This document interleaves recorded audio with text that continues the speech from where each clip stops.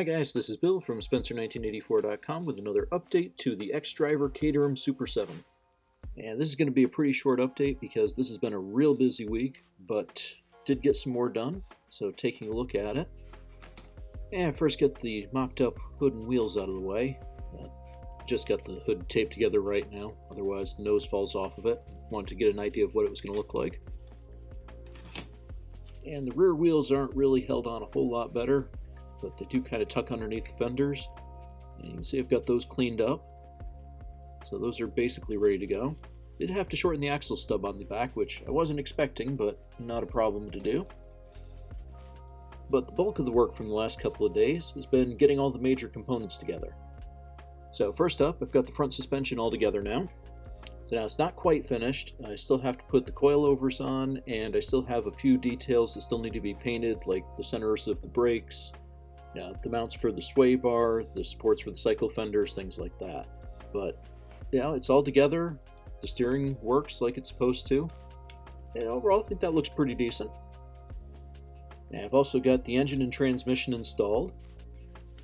And something kind of neat that I ran across while I was looking for completely other reference material is I ended up finding a picture of a Super 7 with this exact Lotus engine in it.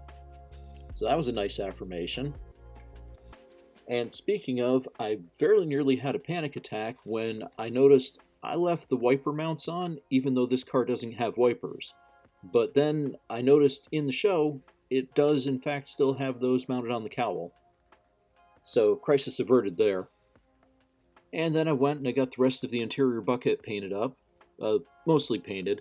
The side panels are actually vinyl that I cut to shape, because I wanted to have a nice crisp edge and something that was totally opaque. And I gotta say, I'm pleasantly surprised by how well the match is between the vinyl and the paint. And on the original Lotus, there's supposed to be a full width pad across the back here, and that forms the back of the seat. Since the Caterham has bucket seats, I don't think that's supposed to be in there. Not 100% sure. I've got the rear frame and the suspension all installed. Still haven't decided what to do about the belly pan yet, but I'll get there. But I'm going to have to get there pretty soon because this is basically on the home stretch now.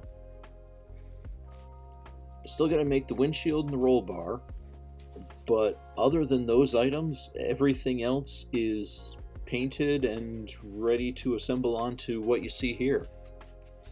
So fingers crossed, I will have this wrapped up in the next few days and we'll be able to present the final finished model next week. So you can check back then, and thanks for watching.